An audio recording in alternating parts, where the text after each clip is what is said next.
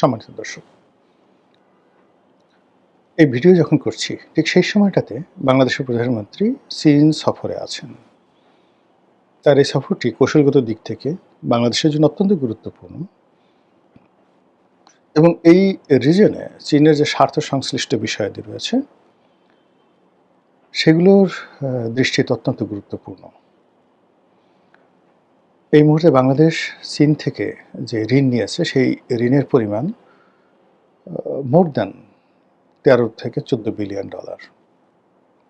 এককভাবে চীন আমাদের কাছে এই টাকাটা পাবে। আমাদের মোট বিদেশি ঋণ হলো 120 বিলিয়ন ডলার। তার মধ্যে কেবলমাত্র চীনই এখানে যদি 12 বিলিয়ন ডলার আমাদের কাছে পায়, তাহলে আমাদের টোটাল ঋণের 10% এই যাবৎ আমরা 70 থেকে এ পর্যন্ত 71 থেকে এ পর্যন্ত যত ঋণ করেছি, তো সেই ঋণের যেটা স্থিতি এটি এসে এখন দাঁড়িয়েছে 120 বিলিয়ন ডলার। 120 বিলিয়ন ডলারের মধ্যে অন অ্যাভারেজে যদি 12 বিলিয়ন ডলার, এটা 2-1 বিলিয়ন ডলার কম বেশি হতে পারে।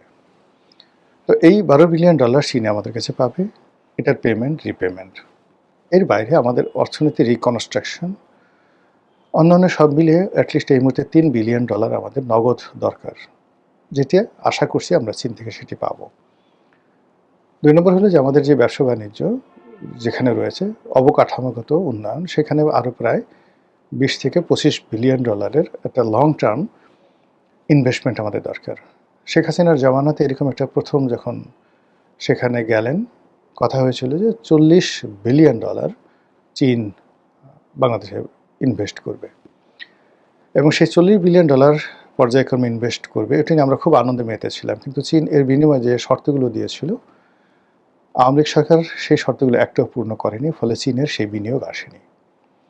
অধিকন্তু চীন শেখ হাসিনার জামানার একদম শেষ সময়টা পর্যন্ত পৃথিবীতে যদি 1 নম্বর তাকে কেউ সমর্থন দিয়ে থাকে, ইভেন বেটার দ্যান ভারত, সেটি চীন দিয়েছে।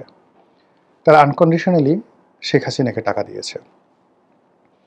বলা হয়ে থাকে যে 2018 সনের যে নির্বাচন, সেই নির্বাচনে সত্য মিথ্যা আমি আগে বলে নিচ্ছি, আমি সেই নির্বাচনে প্রার্থী ছিলাম। তো সেই নির্বাচনে ভারতের সঙ্গে বিএনপির একটা নেগোসিয়েশন হয়েছিল, ভারতের সঙ্গে আওয়ামী লীগের একটা নেগোসিয়েশন হয়েছিল। তাতে বলা হয়েছিল যে বিএনপি নির্বাচনে অংশ নেবে, একটা সার্বজনীন চমৎকার একটি নির্বাচন হবে এবং বিএনপিকে 80 থেকে 85টি সিট দেয়া হবে, যেভাবে এবার 70 থেকে 78 বা 80টির মতো সিট জামাত পেয়েছে। দেখেন কোনো টু শব্দ হচ্ছে না। তো ওই রকম একটা যদি অবস্থা 2018 সনে হতো, জামাত এবং বিএনপিকে যদি 80টা সিট আওয়ামী লীগ দিত, তাহলে 5টি বছর আওয়ামী লীগ সগর্বে সুন্দরভাবে থাকতে পারত এবং এখন ভারতের যে বদনাম হচ্ছে সেই বদনামটা হতো না। এবং এই কাজটি ভারত প্রাণান্ত চেষ্টা করেছিল। কিন্তু শেষের দিকে একেবারে নির্বাচনের 3-4 দিন আগে শোনা কথা, চীনের গোয়েন্দা সংস্থাগুলো প্রশাসনে অ্যাটলিস্ট 3,000 কোটি টাকা, কেউ কেউ বলে 30,000 কোটি টাকা, কেউ বলে 3,000 কোটি টাকা, এটি যে নির্বাচন হয়েছিল 2018 সালে তার 2 থেকে 3 দিন আগে প্রতিটি থানা, উপজেলা, জেলাতে এই টাকাটা চীন বিনিয়োগ করে। বিনিয়োগ করে ওই নির্বাচনে ভারত যেভাবে চাচ্ছিল সেটিকে উল্টে দেয়। উল্টে দিয়ে যে নির্বাচন হয় সেখানে 6 থেকে 7টি সিট বিএনপিকে দেওয়া হয় এবং সারা বাংলাদেশে যে পরিবেশ পরিস্থিতি তৈরি হয়, তাতে করে আওয়ামী লীগ আজীবনের জন্য পচে যায়, ভারত আজীবনের জন্য বিএনপির কাছে বিশ্বস্ততা হারায়। এরকম একটা পরিস্থিতি তৈরি করে বলা হয়ে থাকে এটা চীনের যে একটা ফাঁদ, এই ফাঁদে শেখ হাসিনা পড়েছিলেন, যেটা তার ইচ্ছা ছিল না। এবং নির্বাচনের পর 18 সালের নির্বাচনের পরে শেখ হাসিনা ওয়াজ সারপ্রাইজ মোর দ্যান এনিথিং। এই বছর যদি আপনি ধরেন রেজাল্ট দেখে 211 সিট দেখে বিএনপির লোকজন ইনক্লুডিং মিস্টার তারেক রহমান, তিনি যে আশ্চর্য হয়েছেন। একইভাবে 2008 সনে যে নির্বাচন হয়েছিল, সেই নির্বাচনের ফলাফল দেখেও কিন্তু শেখ হাসিনা অবাক হয়েছিলেন। তিনি সংখ্যাধিক্য আশা করেছিলেন, অর্থাৎ হয়তো 152, 155, বড়দের 160 এরকম সিট হবে, কিন্তু 2/3 ব্রুট মেজরিটি পাবে, এটা শেখ হাসিনা কল্পনা করেননি। এবং উনি ওনার প্রথম যে সংসদীয় বৈঠক, সেই বৈঠকে তিনি আমাদের যারা নতুন এমপি আমাদেরকে দাঁড়াতে বলেছিলেন। উনি আমাদের সবাইকে দেখে ঠিক মাথায় হাত দিলেন যে আল্লাহ, এটা কী করে সম্ভব? আমি তো এটা আশাই করিনি। জনাব তারেক রহমান সাহেব সে কথাটা হয়তো বলেননি কারো সাথে এভাবে, কিন্তু তিনিও মনে মনে চিন্তা করছেন যে ২১১টা সিট কী করে এলো? এভাবে তো হওয়ার কথা নয়। তো যা হোক, এনিওয়ে সেটা হয়ে গেছে। তো এরকম যখন আমাদের নির্বাচনে নানা রকম ত্রুটি থাকে, বিচ্যুতি থাকে, দেশ বিদেশে বিভিন্ন চক্রান্ত থাকে, এভাবে অতি আশ্চর্য রকম ফলাফল চলে আসে। তো চীন যে ২০১৮ সনে যে গ্রিপের মধ্যে আওয়ামী লীগকে আনার চেষ্টা করলো, সেটা তারা প্রাণান্ত চেষ্টা করলো, এবং ২০১৮ সনে ২০২৪ সনে পৃথিবীতে সবার আগে যারা কংগ্রাচুলেশন জানিয়েছিল আওয়ামী লীগকে, সেটা হলো চীন। যেহেতু এই দুটো নির্বাচনের সঙ্গে ২৪ এবং ১৮ দুটো নির্বাচনের সঙ্গেই চীন পরিপূর্ণভাবে জড়িত ছিল। ভারত চেয়েছিল আওয়ামী লীগ ক্ষমতায় থাকুক, কিন্তু এভাবে নয়। ভারত যেভাবে চেয়েছিল যে বিরোধী দল হিসেবে এদের অবস্থান থাকুক, এবারও কিন্তু ভারত চেয়েছিল যে অ্যাটলিস্ট রিফাইন্ড আওয়ামী লীগ হিসেবেও আওয়ামী লীগ অংশগ্রহণ করুক। তো ভারতের সব চাওয়া হয়তো পূর্ণ হয়েছে নির্বাচনে, কিন্তু আওয়ামী লীগ ভারতের ফাঁদে পা দেয়নি। তারা রিফাইন্ড করতে রাজি হয়নি, শেখ হাসিনার নেতৃত্ব ছাড়তে রাজি হয়নি, শেখ হাসিনাবিহীন আওয়ামী লীগ এটা হয়নি। ফলে কি হলো, এখন আসলে সত্যিকার অর্থে সরকার একটা বিপত্তিতে আছে। তো এনিওয়ে, এখন এই অবস্থাতে তারেক রহমান সাহেব চীনে গেছেন। ভারত যেভাবে শেখ হাসিনাকে, আওয়ামী লীগকে এখন যাকে বলা হয় একটা গ্রিপের মধ্যে পেয়ে গেছে, এখন আওয়ামী লীগকে যদি ভারত বলে যে আমাকে রংপুর লিখে দিতে হবে, তোমাকে আমি কালকে ক্ষমতায় বসাবো, আপনি বলেন তো আওয়ামী লীগ কি ওখানে দিল্লিতে বসে তারা বলবে আমরা রাজি হব না?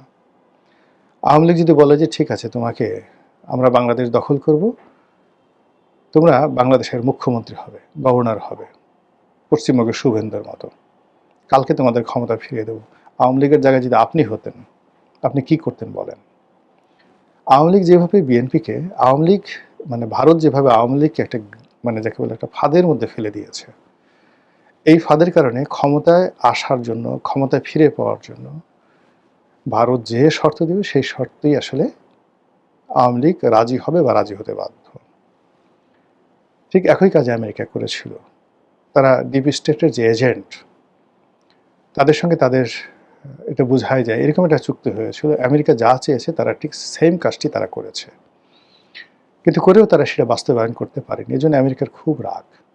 একইভাবে এখন যেভাবে চীন তারেক রহমান সাহেবকে একটা গ্রিপের মধ্যে নিয়ে এসছে, একটা ফাঁদের মধ্যে ফেলে দিয়েছে, ভারতের সাথে সম্পর্ক শেষ, আমেরিকার সাথে সম্পর্ক শেষ, আমার বন্ধু জাদু জানে, ওই জাদু পর্যন্ত, গান পর্যন্ত শেষ।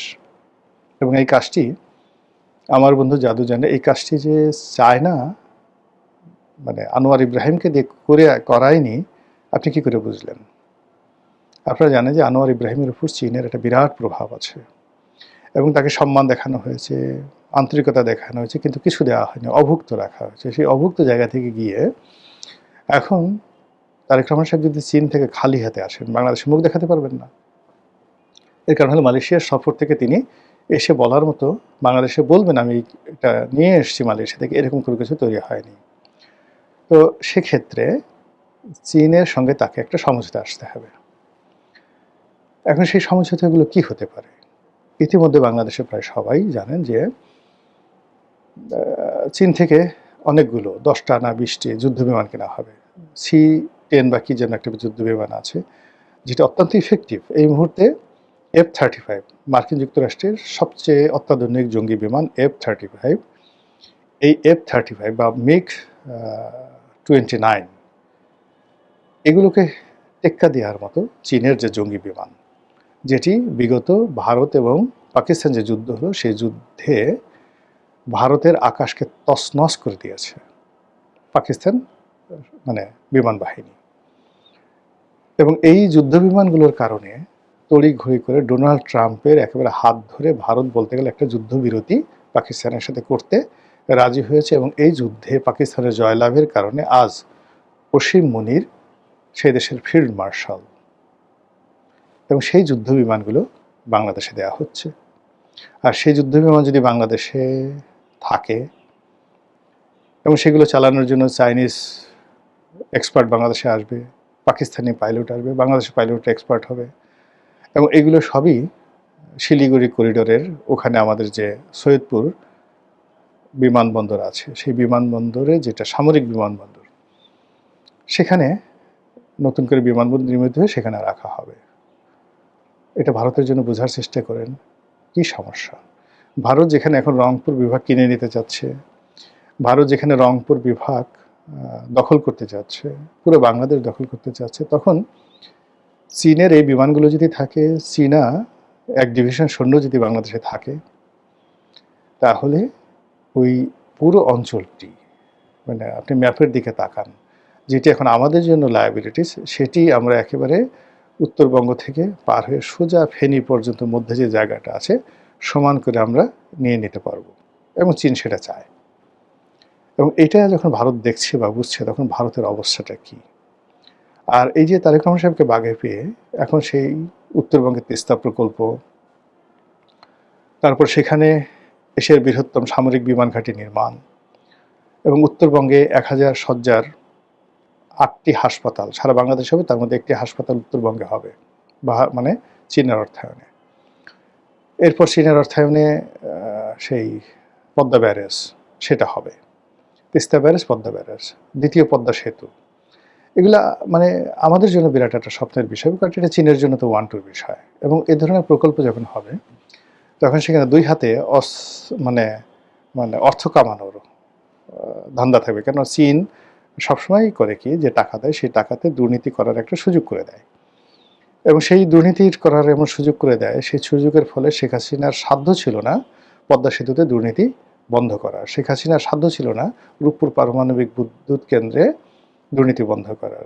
কাজে আবার যদি এই চীনা প্রকল্পগুলো এইভাবে চলে আসে, এটি দেওয়াই হবে মূলত লুটপাট করার জন্য। 50% কাজ হবে, বাকি 50% মেরে দেওয়া হবে, যাতে করে প্রকল্প দীর্ঘায়িত হয়, চীনের আরও লাভ হয়, বাংলাদেশ ঋণের জালে আবদ্ধ থাকে, এবং প্রতিটি প্রজেক্ট নন ভায়াবল, লাভজনক হবে না। তো আগে যে মহাজনী কারবার করতেন গ্রামে, যে ঠিক আছে আগে তুমি আমার মুনাফাটা দাও, আসল দেওয়ার দরকার নেই, আসলটা থাকুক।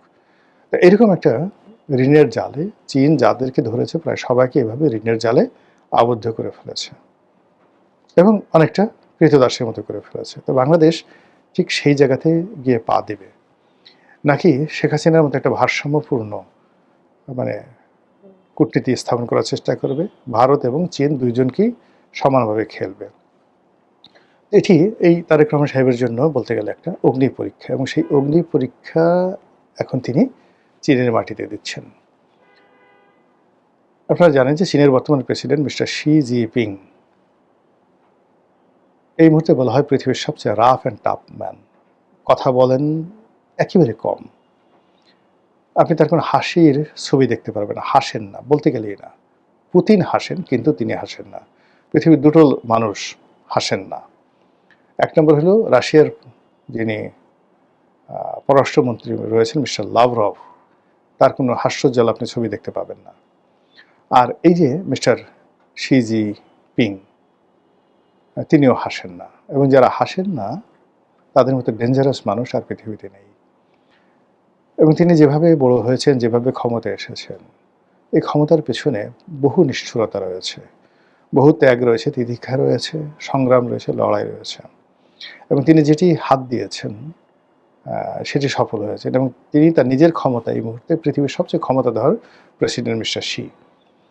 চীনের ইতিহাসে এই আধুনিক চীনের যে প্রতিষ্ঠাতা দুজন লোক, দেং জিয়াওপিং, তার আগে মাও সেতুং, তাদেরও এই বর্তমান শির যে ক্ষমতা, এই ক্ষমতা তাদেরও ছিল না। তো সেই মানুষটির সঙ্গে একেবারে নবীন একজন প্রধানমন্ত্রী, 4 মাস যার প্রধানমন্ত্রীত্বের বয়স, ডিপ্লোম্যাটিক যে কোর, সেই ডিপ্লোম্যাটিক কোরে কাজ করার অভিজ্ঞতা বলতে এই প্রথম তিনি মালয়েশিয়া সফর করলেন। এর বাইরে তার যে অভিজ্ঞতা, এই বাংলাদেশে আসার পর রাষ্ট্রদূত পর্যায়ে ছিল, কিন্তু বাংলাদেশে আসার আগে তিনি যে লন্ডনে ছিলেন, কখনো কোনো রাষ্ট্রদূত পর্যায়ের লোকের সঙ্গে এইভাবে ডিপ্লোম্যাটিক মিশনে তিনি বৈঠক করেছেন, এই দৃশ্য আমরা দেখিনি। ফলে সেই ভারী মানুষটি, পৃথিবীর সবচেয়ে ভারী মানুষটি মিস্টার শি, তার সঙ্গে আমাদের প্রধানমন্ত্রী যখন বসে আলাপ আলোচনা করবেন, সেখানে যে ফলাফল, সেটা ফলাফল কি হবে, এটা নিয়ে যথেষ্ট আতঙ্কের কারণ আছে। এখন চীনের ফাঁদে পা দিলেও আমরা যেভাবে প্রতিবেশী, বৃহৎ প্রতিবেশী ভারত তার কোপানলে পড়ে যাব, আর যদি আমরা ফাঁদে পা না দিই, তাহলেও কিন্তু মারাত্মক বিপদ এবং বিপত্তিতে আমরা পড়ে যাব। কাজেই এই পরিস্থিতিতে কি হবে? যখন একটা দেশ সত্যিকার অর্থে এরকম একটা সংকটময় অবস্থায় পৌঁছে যায়, গত সেই ২০১৪ থেকে আমাদের কিন্তু এই জাতীয় সংকট শুরু হয়েছে। তো এই সংকট মানে চলতে থাকে অ্যাটলিস্ট ২০ বছর ৩০ বছর না হলে সংকট যায় না। এখন যে পর্যায়ে আসছি তাতে আমাদের বিরাট কোনো ক্ষতি ছাড়া আমরা আসলে এখান থেকে ইউটার্ন নিতে পারবো, এটা বলতে গেলে অসম্ভব। আল্লাহ ভালো জানেন, প্রধানমন্ত্রীকে সসম্মানে মর্যাদা সহকারে বাংলাদেশে ফেরত আনুন। চীনের সাথে সম্পর্ক হোক, সঙ্গে সঙ্গে ভারতের সাথেও সম্পর্কটা থাকুক। আমরা কারো দাসত্বের শৃঙ্খলে যেন আবদ্ধ না হই,